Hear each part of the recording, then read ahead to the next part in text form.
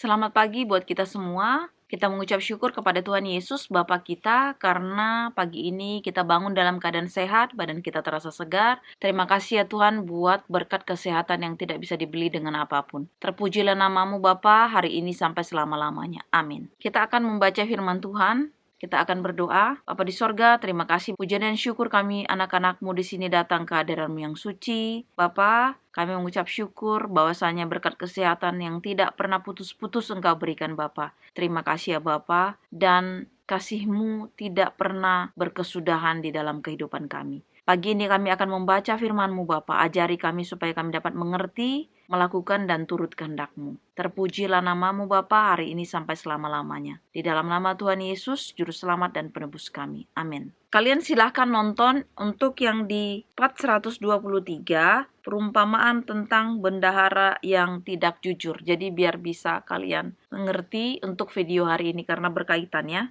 Untuk ayat hari ini di Lukas 16 ayat 10 sampai 18. Setia dalam perkara yang kecil. Nasihat. Barang siapa setia dalam perkara-perkara kecil, ia setia juga dalam perkara-perkara besar. Dan barang siapa tidak benar dalam perkara-perkara kecil, ia tidak benar juga dalam perkara-perkara besar. Jadi, jikalau kamu tidak setia dalam hal mamon yang tidak jujur, siapakah yang akan mempercayakan kepadamu harta yang sesungguhnya? Dan jikalau kamu tidak setia dalam harta orang lain, siapakah yang akan menyerahkan hartamu sendiri kepadamu? Seorang hamba tidak dapat mengabdi kepada dua tuan. Karena jika demikian, ia akan membenci yang seorang dan mengasihi yang lain, atau ia akan setia kepada yang seorang dan tidak mengindahkan yang lain. Kamu tidak dapat mengabdi kepada Allah dan kepada Mammon. Semuanya itu didengar oleh orang-orang Farisi, hamba-hamba uang itu, dan mereka mencemoohkan dia. Lalu ia berkata kepada mereka, "Kamu membenarkan diri di hadapan orang, tetapi Allah mengetahui hatimu. Sebab apa yang dikagumi manusia dibenci oleh Allah." Hukum Taurat dan kitab para nabi berlaku sampai kepada zaman Yohanes. Dan sejak waktu itu, kerajaan Allah diberitakan dan setiap orang menggagahinya berebut memasukinya.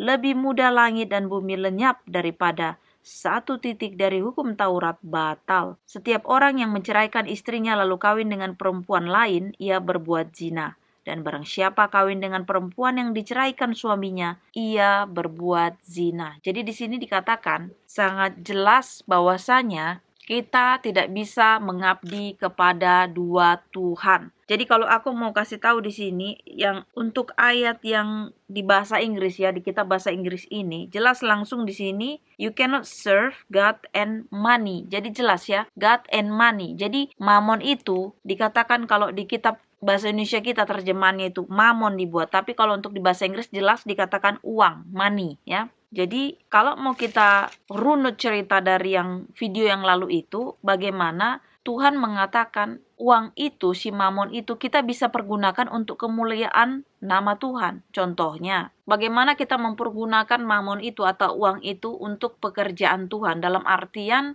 kita menyumbangkan kepada contohnya ke rumah ibadat, gereja ya, untuk membantu pekerjaan Tuhan menyebarkan Injil, mengabarkan Injil. Kemudian membantu orang-orang miskin atau orang-orang yang memerlukan pertolongan kita ya, orang-orang yang buta, yang cacat. Kalau di video yang lalu bahkan dibilang kita bisa menyumbangkan harta kita atau uang kita juga kepada orang-orang yang membutuhkan. Contohnya orang-orang miskin atau orang-orang yang kekurangan ya. Jadi kita bisa membantu kepada mereka juga. Dan kalau kalian nonton videoku yang bagaimana Tuhan mengajarkan kita siapa yang harus diundang. Katanya kalau engkau membuat perjamuan malam atau perjamuan makan siang gitu ya, atau pesta lah simpelnya. Undanglah katanya orang-orang miskin, orang-orang buta, orang-orang timpang, orang-orang cacat, orang-orang yang memang kesusahan. Karena mereka nggak bisa balas. Tetapi ingat dikatakan kamu akan mendapat balas di akhir zaman nanti. Pada saat Tuhan Yesus datang kedua kali. Karena kita akan mendapat kekekalan itu, yaitu surga. Hidup bersama dengan Tuhan Yesus selama-lamanya. hidup kekal ya. Jadi kalau kita mengundang orang yang kaya juga, saudara kita, teman kita dan sebagainya, itu kita udah dapat balasan katanya. Tetapi kalau kita melakukan kepada orang yang tidak bisa membalasnya, Tuhan yang akan membalasnya. Itu maksudnya. Kemudian di sini dikatakan juga, dan di sini poinnya juga yang aku mau katakan di sini udah jelas juga. Kalau kita nggak jujur atau nggak setia di dalam perkara yang kecil, maka kita pun nggak akan setia di dalam perkara yang besar. Itu pengajaran dari Tuhan. Banyak juga orang, kalau masalah kecil atau uang kecil, ya udah nggak usah aja diambil. Kalau uang besar baru diambil, itu juga salah ya. Tetapi karakteristik orang itu dilihat dari yang kecil dulu kan biasanya. Kalau dia sudah setia dalam perkara yang kecil, dia akan dipercayakan untuk perkara yang besar. Makanya dibilang kalau kamu sudah setia, kalau kamu sudah pintar dalam artian bijaksana memperlakukan sesuatu hal, pasti Tuhan akan berikan hal-hal yang lebih besar lagi. Karena disitulah kamu belajar. Kalau Tuhan kasih yang lebih besar, kamu pun belum setia di dalam perkara yang kecil. Kamu belum siap dengan hal-hal yang kecil. Ibaratnya masalah kecil aja belum bisa kita handle. Bagaimana kita bisa menghandle masalah yang besar? Itu maksudnya. Jadi kalau kita mau dipercayakan hal yang lebih besar, ya lakukan aja. Ya bijaksanalah engkau pada saat menghadapi masalah yang kecil. Jadi kalau misalnya mau dibilang, Tuhan mengajarkan ini adalah untuk kebaikan kita juga ke depannya, untuk masa depan kita. Bagaimana kita mau maju ke depannya? Ya kita dari sekarang, dari hal-hal yang kecil dulu. Karena berkat itu sebentar aja Tuhan bisa kasih kok. Kapan aja Tuhan mengizinkan berkat itu, Dia akan kasih. Tuhan kita itu kan maha pemilik ya, penguasa. Jadi kapan saja Dia kasih ke kita, kalau kita memang sudah siap Dia kasih. Masalahnya kita udah siap apa enggak? Kita udah bisa enggak mengelola hal-hal yang besar itu? Kalau kita nggak bisa mengelola hal yang kecil, bagaimana Tuhan mempercayakan hal yang besar itu? Itu maksudnya. Kemudian di sini poinnya lagi, Tuhan udah menjelaskan di sini, kamu tidak bisa mengabdi kepada dua Tuhan, yaitu kepada Tuhan dan kepada Mamon. Karena di sini dikatakan, kalau kita cuman hanya fokus ke uang-uang saja, ya, bukan lagi fokus sama Tuhan, itu tadi, kita jadinya kacau balau. Jadi kalau dikasih sedikit, posisi kita udah enak, jabatan kita udah bagus, kekayaan kita udah bertambah, tapi kita nggak berpegang teguh sama firman Tuhan, yang ada kita melukai hati Tuhan. Bahkan kita melukai diri kita sendiri. Mungkin awalnya enak, kelihatannya happy-happy, kelihatannya kita kayak bahagia, tetapi sebenarnya di akhirnya nanti kekacauan lah yang akan kita hadapi. Ya, bahkan kita akan malu, mempermalukan diri sendiri, mempermalukan Tuhan, mempermalukan keluarga kita. Itu tidak baik. Karena disinilah diajarkan kepada kita bagaimana kita harus setia dalam perkara kecil dan setia dalam perkara yang besar juga. Dan kemudian kita juga tidak boleh fokusnya ke uang saja. Nggak ada ceritanya hanya fokus ke uang. Kalau uang aja nanti, ingat aja, itu sementara. Jadi fokusnya hanya ke Tuhan saja. Kalau ke Tuhan itu udah pasti kekal ya. Bahkan katanya kalau kita mempergunakan si mamon ini dengan pekerjaan Tuhan, bahkan kita pun diberkati juga. Kemudian kita mendapatkan kehormatan ya, bukan hanya temporary di dunia ini, bahkan kita akhirnya nanti di akhir zaman pada saat Tuhan Yesus datang, kita pun mendapatkan kekekalan itu bersama Dia, hidup bersama Dia. Karena kita melakukan yang terbaik, kita mempergunakan si mamon ini tadi, harta kita ini tadi, untuk kemuliaan nama Tuhan, bukan untuk diri kita sendiri, mementingkan diri sendiri. Kemudian di sini poinnya lagi, waktu si orang-orang Farisi ini mendengar di ayat 14, semuanya itu didengar oleh orang-orang Farisi, hamba-hamba uang itu, dan mereka mencemoohkan Dia. Nah, lihatlah, Tuhan aja sudah mengatakan yang benar itu bukannya mereka bertobat, malah mereka mencemoohkan Tuhan. Nah, itulah orang-orang Farisi yang katanya ahli-ahli itu. Nggak semuanya memang ya. Semakin orang itu pintar, semakin orang itu lebih, nggak menjamin dia itu takut akan Tuhan. Nggak menjamin dia itu benar-benar mengaplikasikan apa yang dia ajarkan. Jadi bukan semuanya juga seperti aku bilang. Makanya di sini hendaklah kita takut akan Tuhan. Mau kita ahli kek, mau enggak ahli kek, kita harus benar-benar pegang firman Tuhan. Kita harus takut akan Tuhan. Kemudian di sini dikatakan, lalu Ia berkata kepada mereka, kamu membenarkan diri di hadapan orang, tetapi Allah mengetahui hatimu. Jadi di sini dikatakan, Tuhan bilang gini, kamu membenarkan diri di hadapan orang. Tetapi Tuhan Yesus ya, Bapa kita, Allah di sini dikatakan ya, Bapa Allah itu mengetahui isi setiap manusia itu.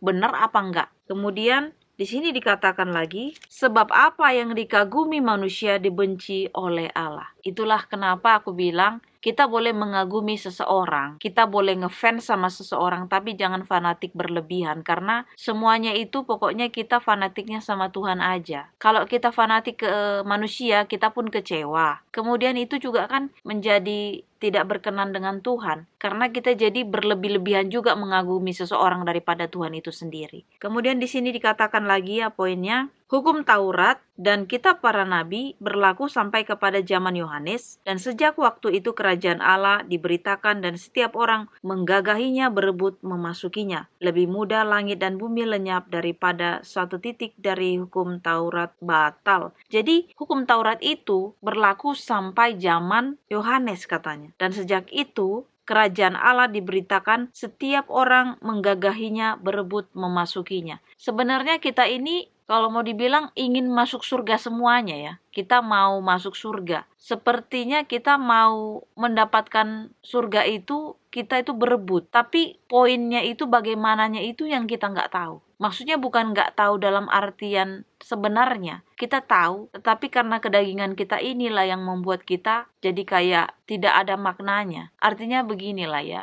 simpelnya. Kita kalau ditanya pasti mau masuk surga atau neraka, pasti kita bilang masuk surga kan. Pasti kita akan bilang aku mau ke surga, mau ke surga. Tetapi perlakuan kita selama kita hidup itu apakah sudah mencerminkan kita layak dimasukkan ke surga itu? Itu pertanyaannya. Jadi jangan berebut mau masuk surga, tapi pengaplikasian kehidupannya, perilakunya semasa hidup gak mencerminkan dia layak masuk surga itu. Yang ada dia layaknya masuk neraka. Itu yang aku tangkap di sini ya. Karena banyak-banyak orang ditanya mau masuk surga, tapi layak enggak? Maksudnya kalau ditanya, hidupmu apa aja udah dibuat? Karena orang-orang yang masuk surga itu bukan orang-orang yang mencintai kegelapan, mencintai kejahatan, mencintai hal-hal yang dibenci Tuhan, itu enggak layak. Jadi orang-orang yang masuk ke surga itu adalah orang-orang yang dilayakkan. Dilayakkan itu artinya bukan hanya menerima Tuhan Yesus sebagai juru selamat, tetapi dia hidupnya amburadul, bukan itu. Tetapi dia menerima Yesus sebagai juru selamat, percaya kepadanya. Dalam hidupnya juga dia melakukan firman Tuhan, dia baca firman Tuhan, dia lakukan. Tidak harus dia harus seperti ahli-ahli. Bahkan di sini dibilang ahli-ahli itu adalah hamba uang katanya. Jadi kalaupun kita menjadi seorang ahli, hendaklah kita ahli yang takut akan Tuhan. Itu maksudnya. Kemudian terakhir di sini tentang perceraian ya, masuk ke perceraian. Karena kalau di kitab di bahasa Inggris ini dia dipisahkan. Ini aku buat di sini, makanya tadi aku bisa langsung ini masuk ke sini gitu. Kalau di Lukas 16 ayat 1 sampai 13-nya itu dia dibuat di sini judulnya atau perikopnya itu The Parable of the Dishonest Manager. Kemudian kalau di ayat 14-nya sampai ayat ke-17 itu the law and the kingdom of God. Itu tadi hukum-hukum Taurat itu ya. Kita harus mematuhinya. Karena hukum-hukum juga itu harus digenapi. Ya, jadi kita nggak bisa menentang itu. Tapi yang penting kita tetap pegang firman Tuhan. Karena setiap apapun langit ini menjadi lenyap. Ya, semuanya akan menjadi hilang ibaratnya. Tetapi firman Tuhan kekal selama-lamanya. Kemudian kita masuk yang di sini, yang di ayat 18 yang terakhir, the divorce and remarriage. Aku bacakan sekali lagi ayat 18 ya. Setiap orang yang menceraikan istrinya lalu kawin dengan perempuan lain, ia berbuat zina. Dan barang siapa kawin dengan perempuan yang diceraikan suaminya, ia berbuat zina. Di sini ditekankan jelas sekali. Jadi kalau orang menikah, kemudian suami istri ini bercerai. Suaminya menikah lagi dengan perempuan, dia berzina. Kemudian si perempuan juga menikah lagi, dia berzina. Walaupun ini sudah cerai resmi. Jadi ini adalah firman Tuhan. Ini adalah firman Tuhan yang mengatakan, bukan aku. Jadi perzinahan yang kita sering bilang, oh dia berzina karena dia belum menikah. Perhatikan di sini, bukan hanya orang yang melakukan hubungan seksual tanpa menikah itu berzina, tetapi orang-orang juga yang menikah dengan orang yang bercerai itu berzina. Ya, jadi seperti aku bilang, aku sendiri pun berdosa. Ya, aku ini orang berdosa, aku melakukan dosa itu. Jadi, kita nggak usah nunjuk-nunjuk, karena semuanya kita ini orang berdosa. Mungkin di perzinahan kita nggak melakukannya, tapi di dosa lain kita lakukan. Seperti yang tadi, tidak setia dalam perkara yang kecil. Karena kan semuanya berkaitan. Inti dari di perikop ini, ya, di perikop-perikop yang tadi kita baca ini adalah kesetiaan kepada Tuhan, kesetiaan kepada Tuhan. Jadi bukan yang lain. Dari semua apapun yang kita baca di sini, baik satu, kita harus setia untuk harta kita kepada Tuhan, ya. Di si Mamon itu kita harus pergunakan hanya untuk kemuliaan nama Tuhan, bukan kemuliaan kita, bukan hanya kesenangan kita, tapi untuk kemuliaan nama Tuhan. Kedua, kita harus melakukan firman Tuhan, menggenapi firman Tuhan, karena katanya lebih mudah dunia ini lenyap daripada hukum Taurat itu batal. Jadi apapun yang ada di sini, hukum ini, firman Tuhan ini digenapi. Dan kita harus mengaminkan itu. Karena itu adalah pekerjaan tangan Tuhan. Bumi ini akan lenyap, tapi firman Tuhan akan kekal selama-lamanya. Jadi setiap apapun, hiruk pikuk di dunia ini gak usah takut. Yang penting kita tetap pegang firman Tuhan. Kemudian yang terakhir, bagaimana kita setia kepada pasangan kita, suami dan istri. Jadi diajarkan di sini kita, perzinahan itu bukan hanya antara si laki-laki dan perempuan itu melakukan hubungan seksual tanpa menikah, tetapi di sini udah jelas dikatakan. Ini bukan gak menikah ya, di sini perhatikan. Setiap orang yang menceraikan istrinya lalu kawin, berarti kawin mereka, ibaratnya kan ada pernikahan perkawinan juga. Kemudian perempuan lain, ya, dia kawin dengan perempuan lain, ia berbuat zina. Dan barang siapa kawin dengan perempuan yang diceraikan suaminya, ia berbuat zina. Jadi kalau kawin ini dibilang itu pernikahan. Kalau kita memang bilangnya itu kalau kawin ya kawin gitu, tapi kalau nikah ya beda gitu. Tapi maksudnya di sini, kalau di bahasa Inggrisnya, ini aku baca ya. Everyone who divorce his wife and marries another commits adultery. And he who marries a woman divorced from her husband commit adultery. Jadi jangan kalian bilang itu kan kawin. Nah, ini terjemahan di bahasa Inggris marriage. Jadi bukan, kalau kita kan orang Indonesia bilang itu kawin, bukan menikah. Jadi maksud di bahasa Indonesia terjemahan itu kawin itu adalah menikah, pernikahan. Karena tadi aku udah baca di bahasa Inggrisnya. Jadi orang yang menikah pun kalau menikahnya salah itu juga berzina. Jadi bukan hanya orang yang berhubungan seksual tanpa menikah. Oh, kamu berzina. Nah, orang yang menikah dengan orang yang bercerai pun berzina. Ya, jadi kalau aku mau bilang, aku juga melakukan hal itu karena ini adalah pengakuanku pada Tuhan. Tapi kalau mau orang-orang lain tunjuk-tunjuk kita, sementara kita pun seperti itu, alangkah sedihnya. Ya, jadi aku bilang di sini kalau kita orang berdosa, sama seperti waktu wanita yang kedapatan berzina, dia mau dilempari. Pada saat Tuhan datang menyelamatkan, dalam artian bukan membenarkan si perempuan ini berzinahnya, tetapi kau pun berdosa. Akulah yang melayakkan engkau, makanya engkau layak, bukan engkau sendiri. Karena apa? Dia bilang siapa yang tidak berdosa hendaklah dia yang pertama melemparkan wanita ini. Artinya dosa itu bukan hanya dari perzinahan, dari korupsi, dari menipu orang, dari ini dan itu. Semuanya itu dosa. Jadi yang memampukan kita, yang melayakkan kita hanya darah Tuhan Yesus. Terima Tuhan Yesus sebagai juru selamat kita, juru selamat pribadi kita. Karena nanti yang masuk surga itu bukan ada grup-grupan, pribadi lepas pribadi. Makanya cari Tuhan dengan segenap hatimu, buka Alkitabmu. Banyak orang Kristen juga tidak menyadari firman Tuhan itu sendiri. Hanya ikut-ikut aja ke gereja dengar, habis itu pulang kembali lagi ke habitatnya. Tetapi bukan aku bilang salah untuk pergi ke gereja, nggak salah.